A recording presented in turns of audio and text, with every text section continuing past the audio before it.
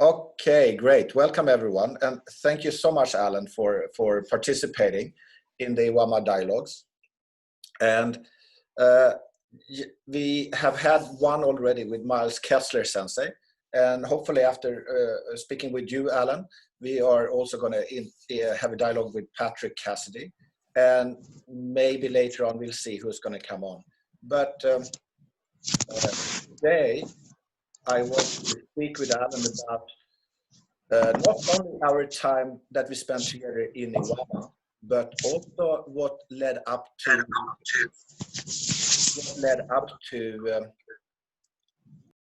uh, the reasons and purpose of going to Iwama, and the kind of where we were heading in our lives. So I actually want to probe a little bit with Adam here, and also then what that led to after the time in Iwama, even to the point of today. So with that said, I think I will start with a question to Alan to let him kind of group back into his memory of, and the same question I started with Miles Kessler is like, what was really the when you were young, and what was the reasons and the incentive and the motivation behind of going to Japan, and how did that come about? So I would start with that question.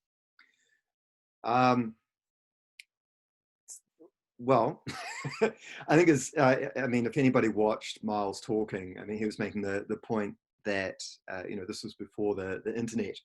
So, you didn't have a lot of information about the world generally. And where I grew up was quite rural and quite, parochial sort of 1970s, 1980s New Zealand.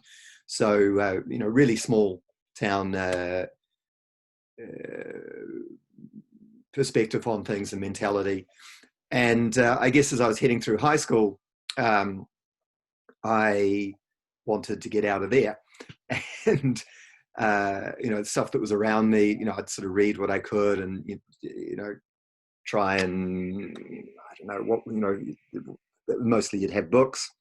And limited number of books on subjects looking at East Asia.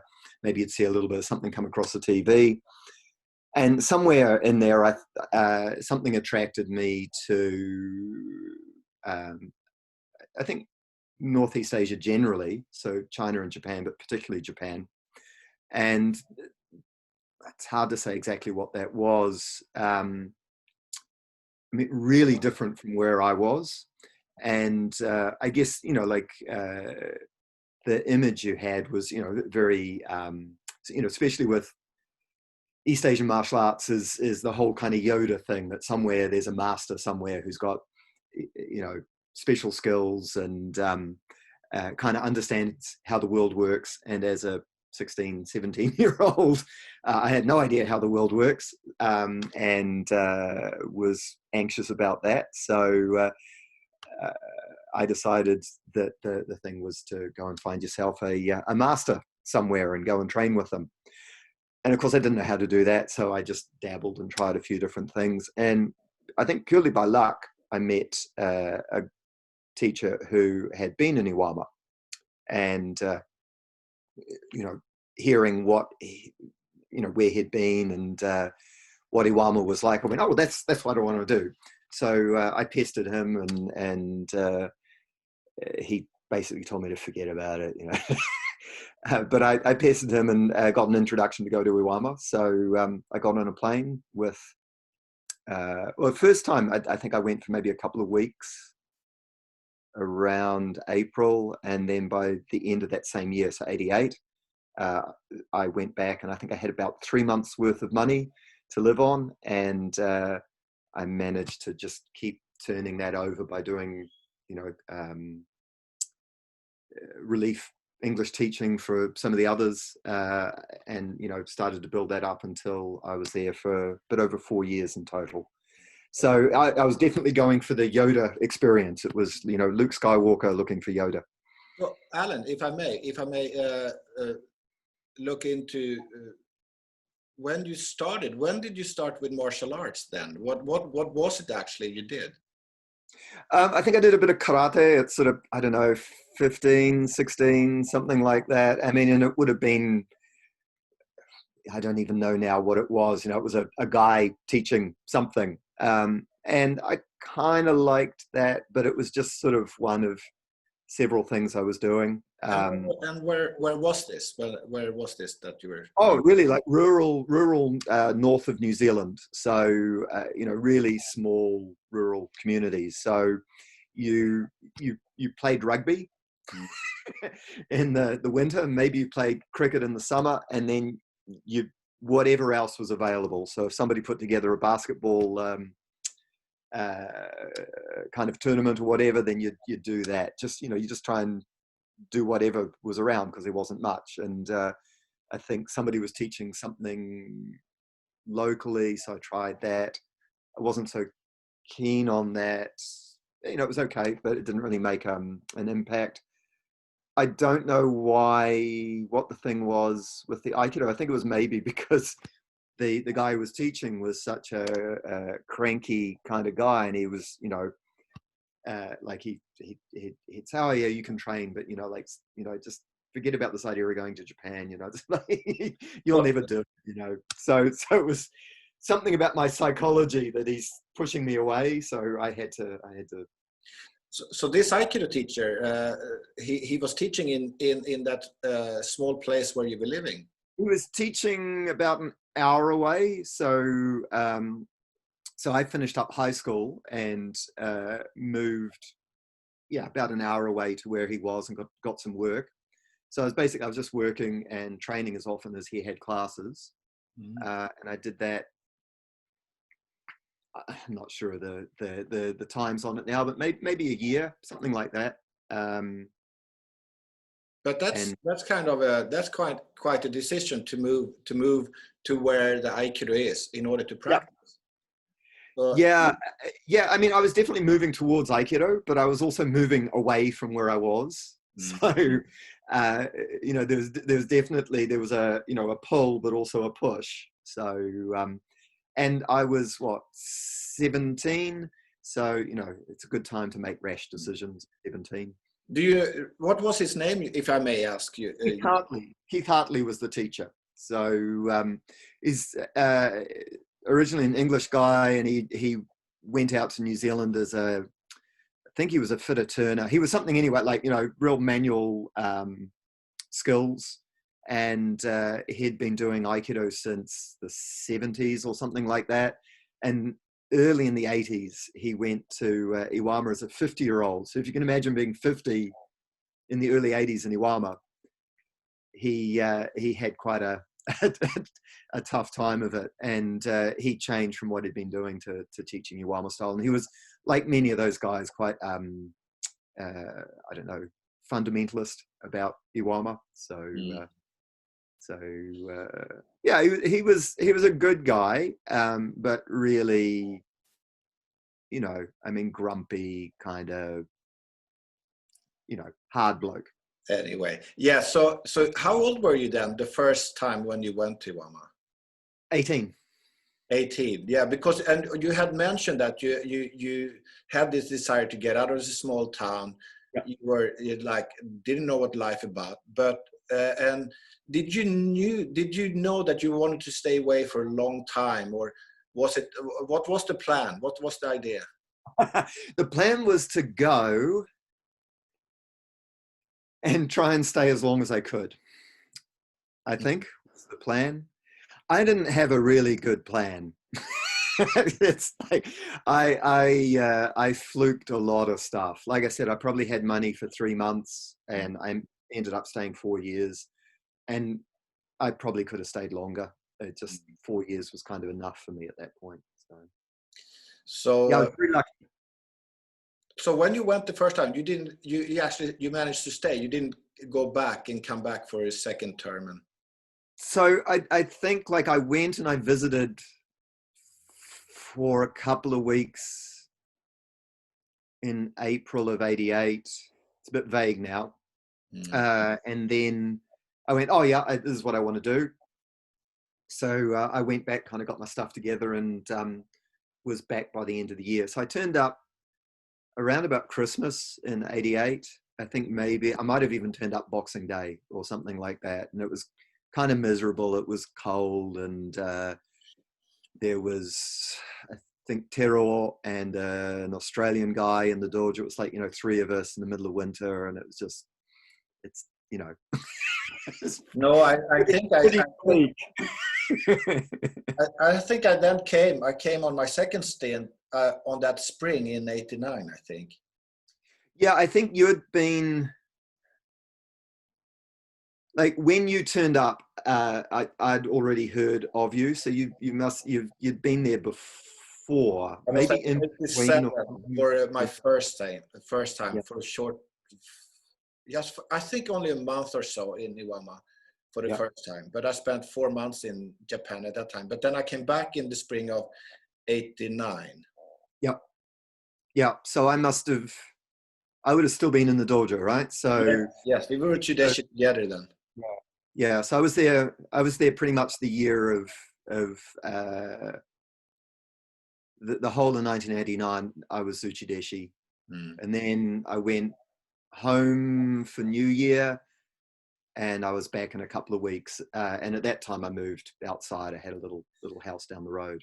Did you have when you became Uchideshi, did you have this, like, because there are several occasions where people decide to do 1 year Uchideshi. I don't know why 1 year is so specific, because you could do it forever, but yeah. With Miles stayed 1 year and then moved outside to live outside the dojo, but still going to the dojo and practice, which is some of us did in Iwama. We were staying in the dojo as a disciple and living apprentice Uchideshi, and then there would be a time where we were able to hold down a job or pay for our upkeep, and we would live outside the dojo. Yeah. I don't think I had an idea of how long, but I think it was more once I'd done a year, and my year was almost a calendar year. So it was late December to early January of 90. I don't remember exactly, but it's kind of a calendar year. So it just seemed like an appropriate time to move out. Like I guess I thought I'd done my done my bit. I'd done a year. I'd seen the 4 seasons come through the dojo, and yeah. So I don't think I planned ahead, but probably coming up towards the year, I went, "Oh, this is enough." I'm not. If I'd have stayed, maybe I would have had to do another whole year of Uchideshi. Maybe my mind worked like that. It was either 2 or 1, so it wasn't going to be 1 year and 2 months or something like that. So. Right. Can I just go back to one thing that I'm a little bit interested in once again, because I want to kind of find a thread here. I can realize you're young, you go to Japan, it's a big adventure, but there was also this, I know for myself, it was also that leave what I know, leave my country, just get out, kind of being young and just want to just want to find something new. But did you have any kind of sense of spiritual interest or something that was like deeper laying of, I gotta figure this out or something?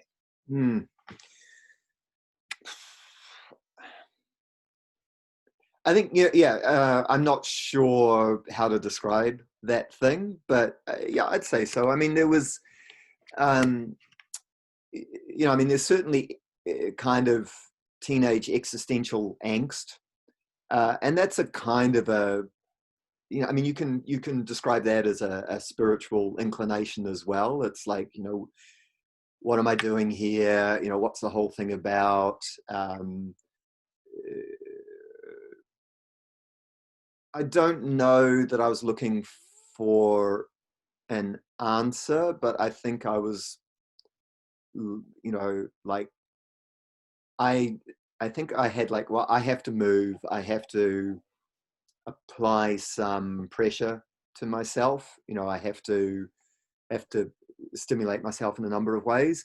But I think all of those things were kind of mixed up. in a kind of, like I said, sort of a Luke Skywalker fantasy of sorts. So, somehow this mishmash of martial arts and Zen and, So, all sorts of kind of messy, untidy stuff. But definitely there was I wasn't just going there to learn how to do Aikido. Yeah.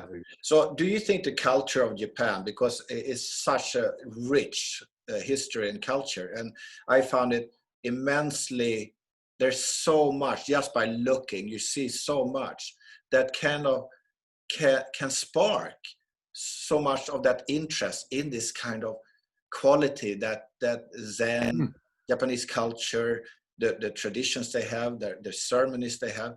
It's almost like it's running through everything they do.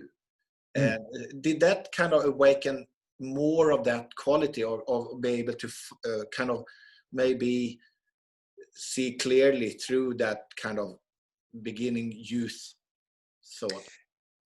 Yeah, I mean, I think Miles touched upon this in a way. So, I mean, first of all, often Japan's kind of paradoxical. So, there's, the Japanese themselves are not religious. If you talk to a Japanese person about religion, they're like, no, I don't have a religion. And yet, I've found Japanese people, it doesn't take much to start talking with them before they are kind of talking about spirituality in a way. They're talking about something about the value of life and how you're going to live it. And they have a connection to nature that's quite, quite plainly on the surface. Sometimes it's superficial, but a lot of it runs deep. I mean, if you're in Iwama, the place is just, I mean, it's just really beautiful. And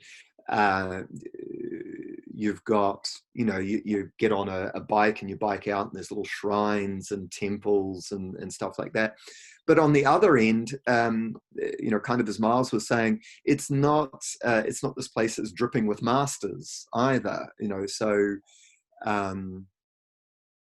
it's a funny dichotomy there, that, yeah, I mean, it's a really, there is kind of a, I don't know, like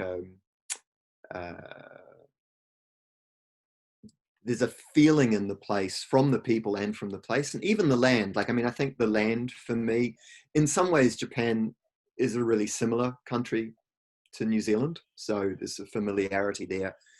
But there's something quite in the air, if I mean, these shrines, which, the Japanese themselves kind of treat kind of half seriously, half not. But, when you're in those, some of those shrine precincts, there's a real atmosphere there that's really rich, or feels that way to me. So yeah, it's a strange dichotomy. You're always a little bit off, a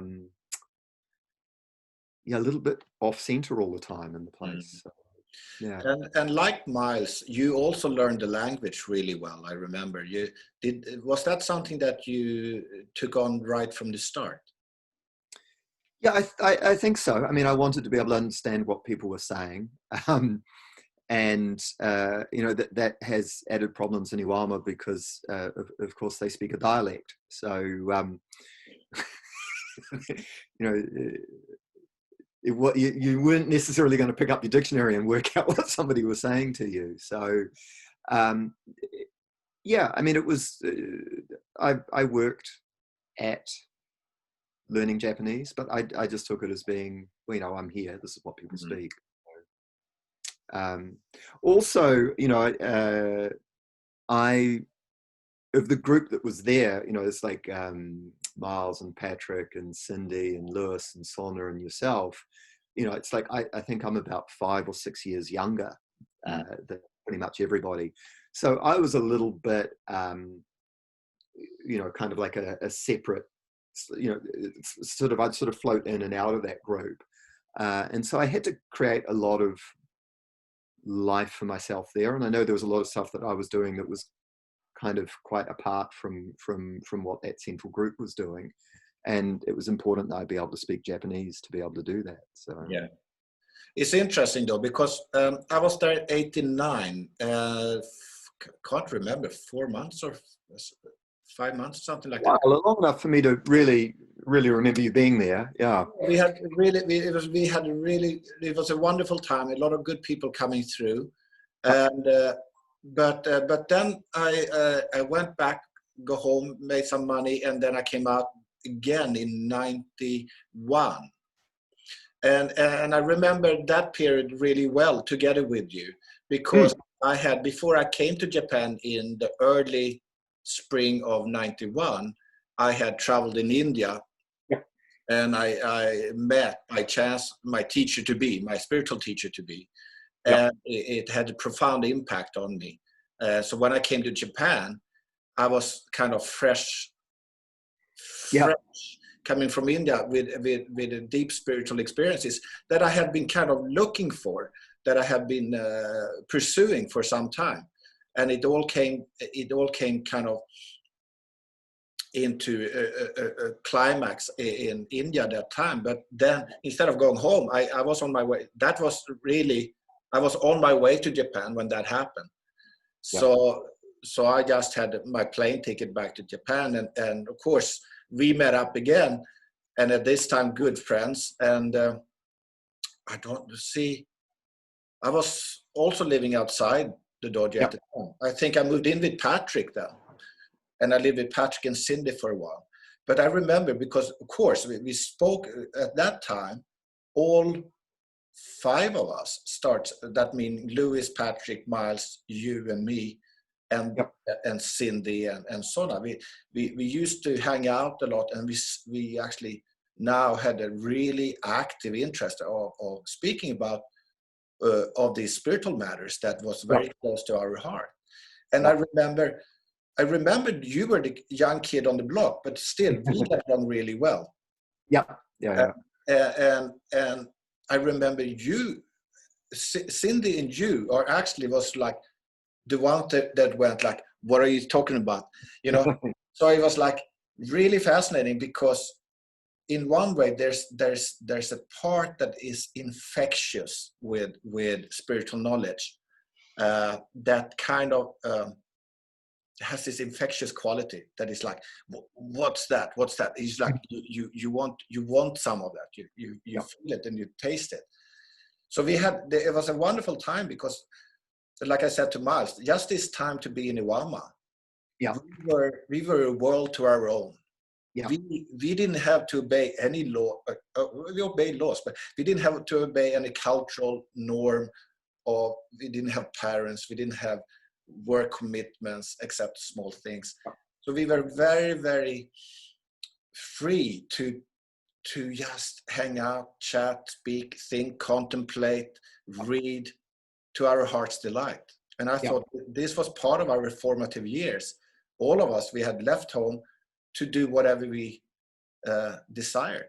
And of course, then whatever came up for us. So I remember speaking to you about this, and so I came in the early 91, and we spent a whole year together in Iwama.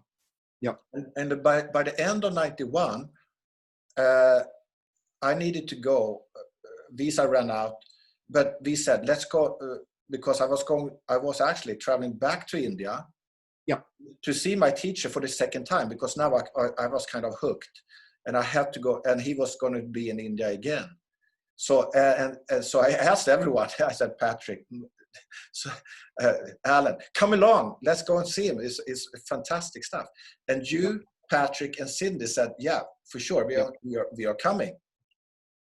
So you and me, we traveled together. We met did we fly together, or did we just meet up in Delhi, India? Where did we meet? We met in Bodh Gaya. That's right. So we flew separately, and flew to Delhi, and then of course there's a long train ride through central India to Bodh Gaya, which is a small little village It really So is. in the poorest state of India, Bihar, where the Buddha was enlightened 2,500 years ago. So it's like a pilgrimage place for all Buddhists of all denominations. They all congregate there because it's a holy place for them. So, and we had come there because my Western teacher were doing a 2-3 week retreat. Wow. How long were we there? Maybe a month or so? We were in India. Yeah, we were there 2-3 weeks in Bodh Gaya together. And then we went to Varanasi, right? Then we went to Varanasi. Then on to Kathmandu. Then we took a bus over the border to Nepal, all the way to Kathmandu, which is just an amazing trip. Anyone who goes there, Nepal is fantastic. And then we spent like 2 weeks in Kathmandu or something. I think, yeah, maybe longer. Maybe longer. It was a long stint, yeah. And yeah, it was. And for you to come along, and Patrick and Cindy also had the interest, and Patrick had already been interested for some time, but because we traveled together, we had a lot of time to speak with each other. And I remember vividly when you were speaking to my teacher, my guru, who actually at that time he wasn't really. I was just coming in as a newbie, but eventually he became my spiritual teacher. But I remember vividly your discussions with him back and forth in India and then later on in Kathmandu. So if someone makes out that you didn't have a spiritual interest, I say, I go, no. I know Alan. I heard him speak. So that's why I want to kind of draw that out of you. And yeah, I mean, I guess, for me, it's sometimes like trying to slot something into, like what's something that's spiritual or what's something that's, like where those things fit. So, because I think sometimes, when people are talking about spirituality, often what they're talking about is just an emotional disposition. So this, I feel fulfilled or warm or, loving or something of the sort. So, and there's definitely kind of experiences that spiritual is the shortest kind of like shorthand for, but it's often a bit more sort of complex than that. And there's things around, kind of floating into that area of stuff around consciousness as well. And I think in lots of ways that's what I was interested in, not so much the spiritual experience, which I guess I see as sometimes slightly emotive, but actually like a consciousness, a grasping what's going on. And that was definitely my interest. And, by the time, so I would have been a year in Iwama, living outside the dojo, and then you came back, and I would have been getting that kind of like, this is good, and I'm enjoying myself here, but I'm kind of spinning my wheels a bit. So I think by the end of 91, I was ready to do something else. And that, and I mean, the way you were speaking of your experience, it's like, well, okay, well, that sounds a lot more like it. So yeah, I mean, that was some of the impetus behind it. Again, a need to move. And yeah, I mean, just it sounded really promising, I guess. It's like something with some real juice there, and you could see it in you when you turned up at the beginning of 91. I mean, you were just glowing. So so that's nice. I don't think I was glowing in 91. Well, when we went, you were glowing. I remember. You've seen the photo. That's probably halfway between Bodh Gaya and Delhi and Varanasi, I guess. I thought that was in Nepal, but who knows? Yeah, I'm not sure now. We are about, this is great, Alan. I want to actually, we are almost done with this 40-minute session. We will have a 10-minute break and come back on the same ID and the same password. I would like to, before we start asking questions, I would actually like to pursue Alan with the continuation of this, because he then later went on to see a very, very interesting teacher, which you New Zealanders knows about. And I also want to just to kind of conclude, let him conclude the story with where his path took him. So we got 2 minutes more, but I remember, I think I remember, I don't know if this happened before or after we had been to India, but I remember you telling me, I hope I'm not incorrect with this, but you were in Mito. Mito is the town north of Iwama, the kind of the major town closest to Iwama. And I think you had been there for teaching English or something like that. And you told me that you had this epiphany or this, do you remember? Yeah. I remember really well. Yeah, so epiphany is probably a good word. Let's wait, because let's. Oh, look, we're running out of time. Oh, that's too bad. I know. Hold that thought and start. Tell us about that when we come back, because that's going to be really, really interesting. So after the break. After the break. So come back in 10 minutes, and Alan, we can go back on our personal meeting, just to do whatever. You guys have a break, go get a cup of coffee, cup of tea, and I'll see you in 10 minutes. Thanks a lot.